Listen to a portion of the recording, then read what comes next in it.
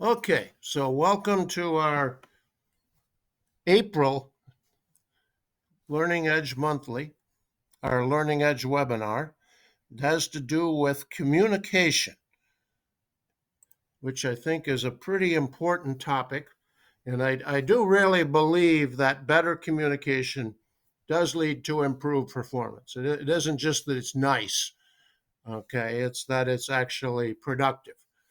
And so one of the ways that I like to start this is to think about whether you're an owner or a supervisor or even just a first line employee. Okay, you want to have people follow you. And so, how does that happen? Okay, and there are a number of ways. Vision is certainly one of them. We've talked about that in other webinars, but the one I want to talk about today is communication. And we actually had a discussion at a group that I'm a part of people who do some of the same kinds of things I do in terms of education and agricultural labor issues. And one of the things we talked about was the fact that many employees really do not know what's expected. And part of that is because supervisors really don't know how to do it. And so it really does have to do with communication. But I want to start with a funny place, maybe, in terms of communication. I want to start with listening. Because the more I do this, the more I read, the more I interact with people, I think listening is maybe more of a key to communication than actually talking. So what I want you to do is I want you to think of a recent time when someone, it could be an employee, a colleague, a family member, a friend, was not listening when you had something really important to say, and they just weren't listening. So my question then is, in one word, how did that make you feel? And you can just share it out loud.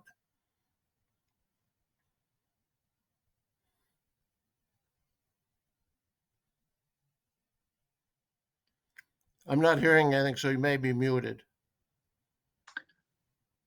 Unimportant's not the word I'm trying to say, but unneeded maybe, or unwanted. No, I hear you now. Unvalued. Unvalued. Okay. That's even better. Yeah, that's a good one. Okay. Say ignored. Ignored. Those are both. When I do this in a group, I get all kinds of answers. Those are included. One of the most important ones, common ones, I guess, maybe more important, is frustrated. Okay. So the problem is that very few of us really are good listeners. And even though I teach this, I've worked on it a lot, I'm not sure I'm a good listener. Okay, because we have a lot to say. We really got a lot to say. It takes time to listening. I think the other problem is we think of listening as passive.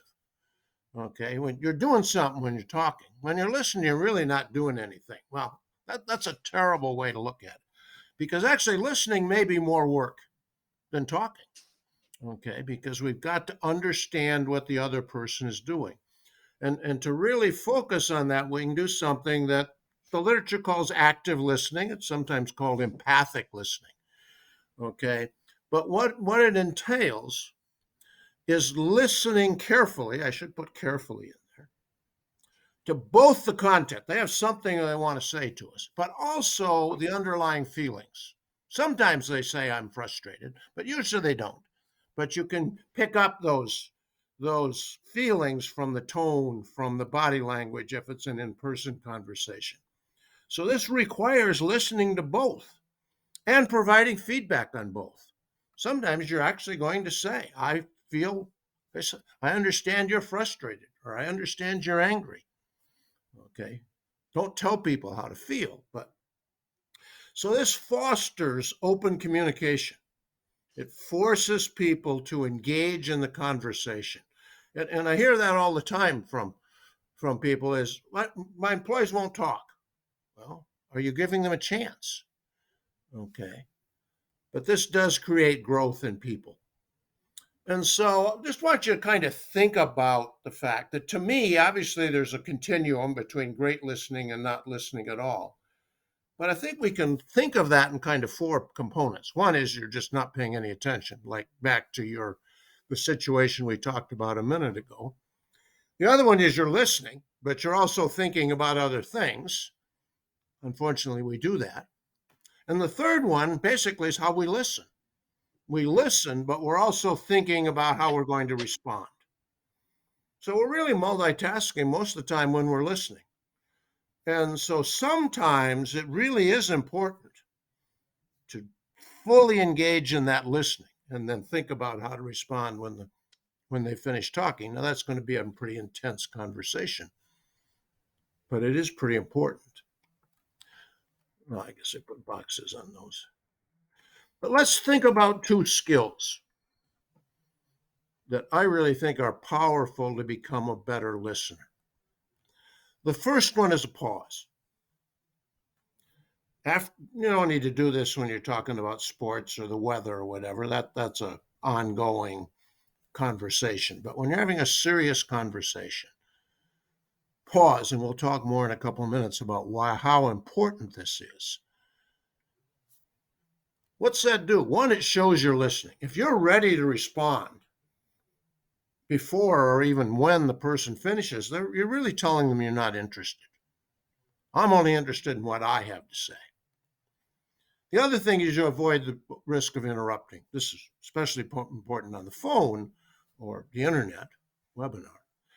But think about it. How many times has someone paused and you jumped right in and they started talking again at the same time? They just took a pause. They just got your breath, or maybe to see if you were interested. Okay, and then they continued. Well, it does, in fact, minimize that, may not prevent it. But the real reason is you hear the other person better. That pause. Now, the second one, this one I use a lot, some of you may have heard me use this with you, is tell me more. Is think about when a person, it can be a friend, a family member, or in the case we're talking about here more, an employee, comes with an issue or a concern or even an idea. They've probably spent some time thinking about that. Maybe they even shared it with their spouse. Okay, they've got a lot to say. They're probably not going to dump that whole load before they stop to see if you're interested or if you're actually listening. If you jump in and start at that point, you're going to send the direction, the conversation in a direction that may not be the right one. And so simply say, tell me more. Or another way of saying it, and what else? Okay. Either one works. I use this a lot. And I'll tell you, most of the time people have more to say. Now, if they say, well, I'm done, I told you, fine, that's okay. But this really gets, so then it's kind of like finding the root causes with animals or crops or whatever, okay? You're digging in. Now, you can't do that until you have all the information. Well, this is the same kind of thing here. So I want to take a different approach. We're going to tie these two back together. We often kind of intermingle or even confuse emotions versus behaviors. And so let's spend a couple of minutes thinking about each of those. What's an emotion? Well, an emotion is internal to ourselves. It's something we feel. Okay. Excited, angry, ignored. Okay. It's something we feel. The impact is primarily on us of the emotion. And so the most important thing to remember, though, and this is especially difficult for many males, and that's research-based, it's not sexist, okay? Emotions are normal. Sometimes we're embarrassed by how we feel or even how we show that feeling. But they're normal, and they're very personal, and we actually don't have a lot of control over them. We'll talk about that a little more in a minute. Okay, so never tell someone how to feel. I think we do that quite often. Don't be angry. Don't be frustrated. Don't be upset. They can't do much about that. That's the emotion that they have coming actually from the limbic part of their brain. Okay, that's a terrible thing to say. Now, behavior is something different. They're related, but they're different. The effect of the behavior, now we speak, we talk, we get angry, we swing at somebody. That's all behaviors, okay? The effect is external. Now the effect is on other people. Okay, it's primarily on them. And so since the impacts are external, other individuals and our environment can and should impact our behavioral response. Okay, can and should impact our behavioral response. In other words, we should stop and think. Okay, and so we choose our behaviors. We don't choose our emotions.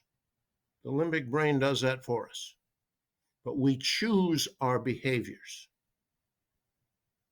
Sometimes I think about that when I'm watching the news and some things that have happened and wondered how much thinking that person actually did to make that choice.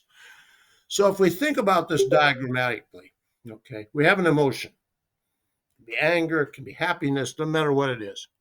We have an emotion. Now we have a choice. Life is about choices. We can react. Our instinctive response. Okay, our instinctive response to that emotion will lead to an instinctive behavior, which may have bad consequences, which you may be embarrassed by, whatever the case may be. Or, oops, I went the wrong way. Or we can have a thoughtful behavior. Now, let's tie these two together, okay? That pause, that little pause before you responded to the other person gives you time to choose a thoughtful behavior. So the power of listening is kind of twofold. One is we really understand the other person better. And then if we take the time, only a second or two, we can have a much more thoughtful response and contribute to a productive discussion. So we've been going for 15 minutes or so, talking about listening. What's your takeaway from what we've done so far? If you can unmute, and I think maybe we've added some people. So kind of share, what's your takeaway from this 15 minutes? Maybe you have several, but share one.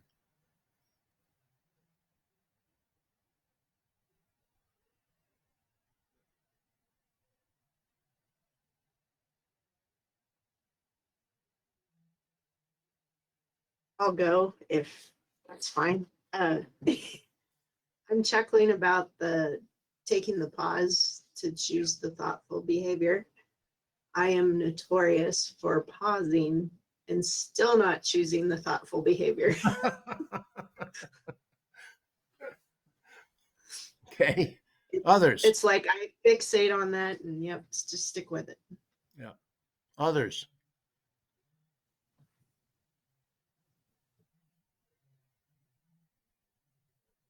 Yeah, I'd say it's actually easier for me in a working situation to put that pause in than in a personal situation with family, because there tends to be more emotions, at least for myself, with family than with employees. I think that's a really good comment or observation, maybe more.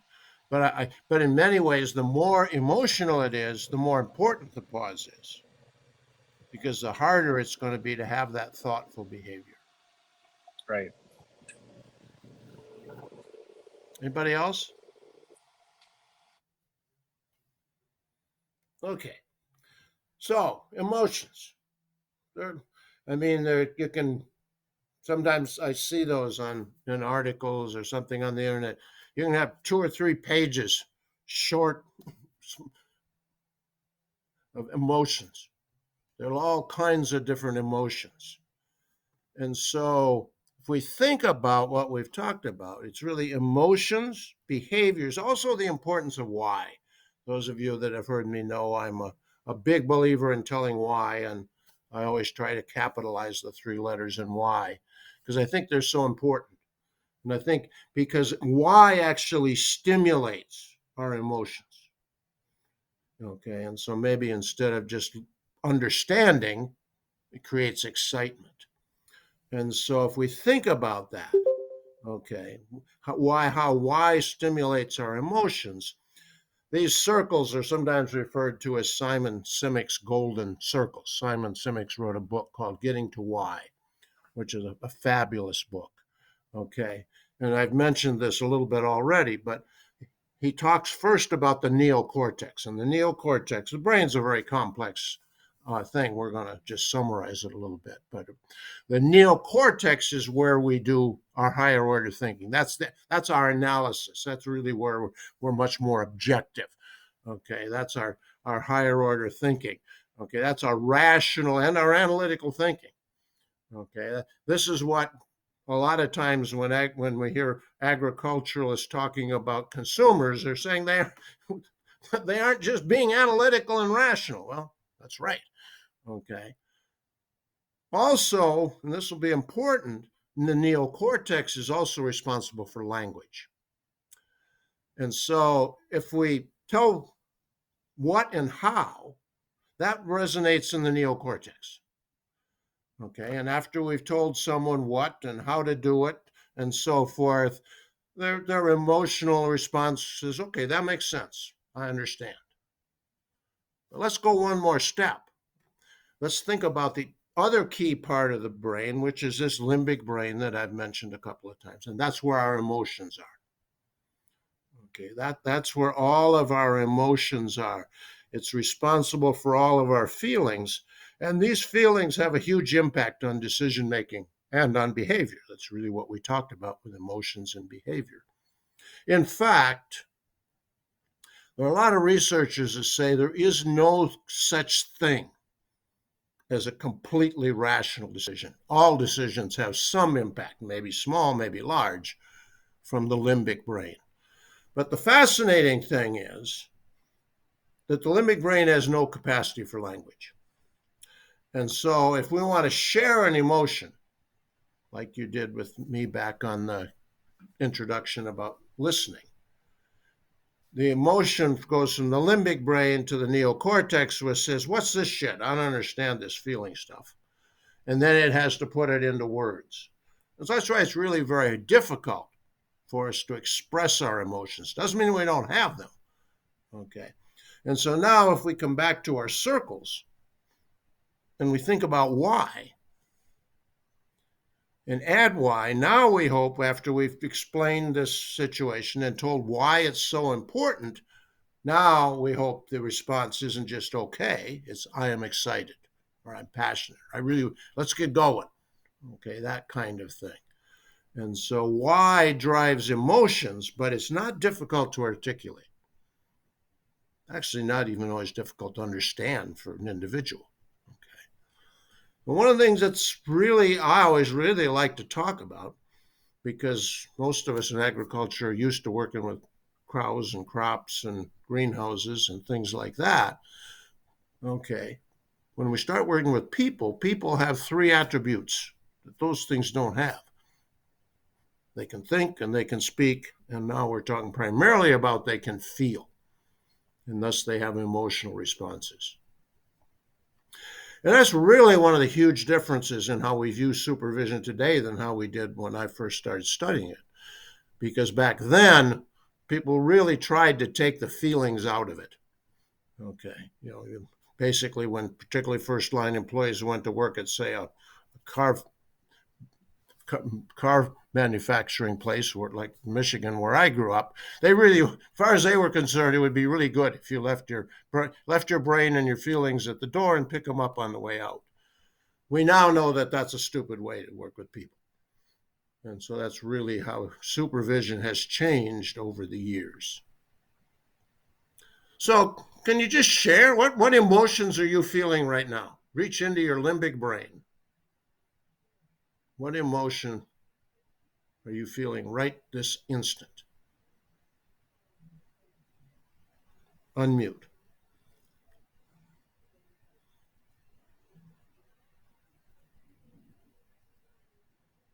Anybody?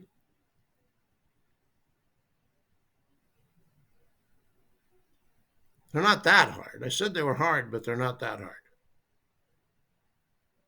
Well, I guess is curious an emotion? Okay, absolutely. Absolutely. Okay.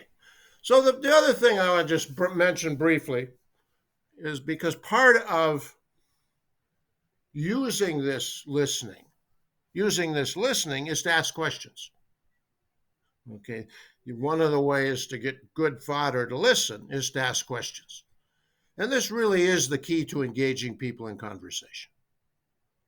Think about it. When you're networking, when you go to a conference and you meet new people, or you're new to a board of directors or a group, what do? You ask them, where are you from? Just kind of like what I did when we were chit-chatting at the beginning. Where are you from? What crops do you grow? That's how you get to know them. Well, that's the same way here. You understand people, you engage them in conversation by asking questions. Now they're going to be a little more focused about work, of course. Okay. And they're not open-ended questions. Too often we ask a question that can be answered by yes or no.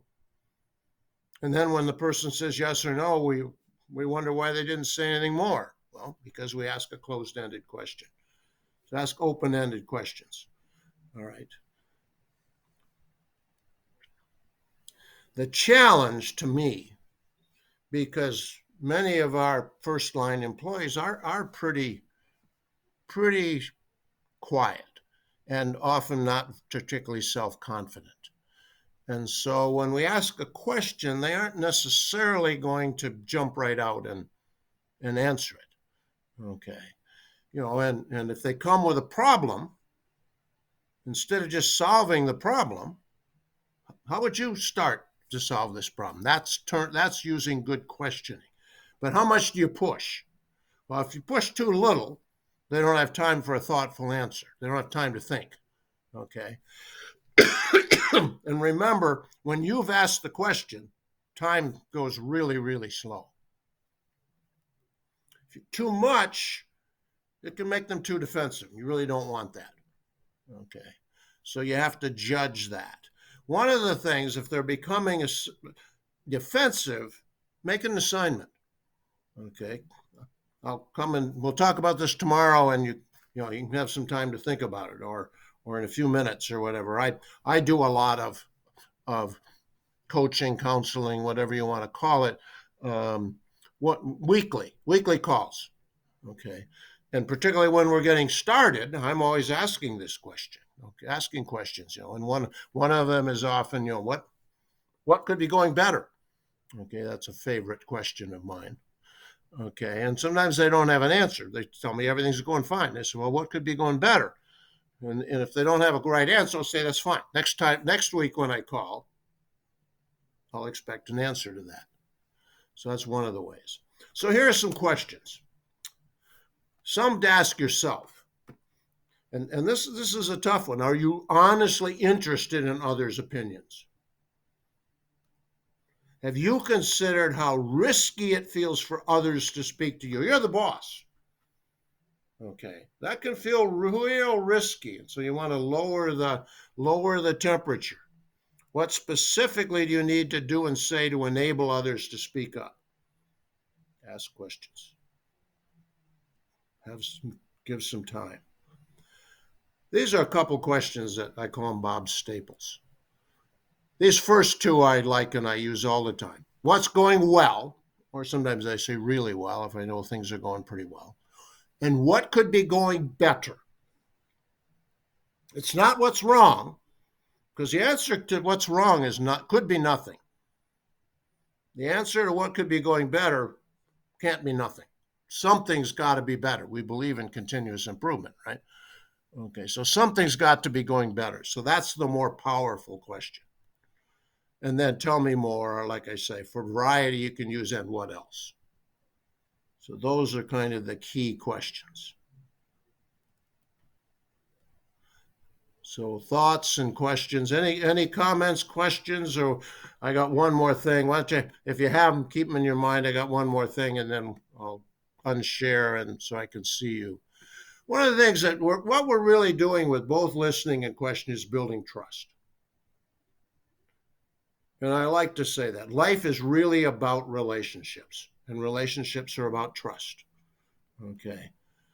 But the supervisory relationship is just one of many types has different characteristics. You have a different type of relationship with your kids than you do from your significant other, from your friends, and from your employees. But relationships of all types are about trust. Increasing trust improves the relationship. And that's certainly true of the employee-employer supervision relationship. Now, one of the things I like to say is you should think a little bit differently. The purpose of every employee contact, when you go to talk to an employee, whether it's redirection feedback or training or just passing the time of day, okay, you've got a purpose. One's to accomplish some purpose. But the second one is to engage in that conversation in such a way that you improve the relationship. That when you finish the discussion, the trust is better.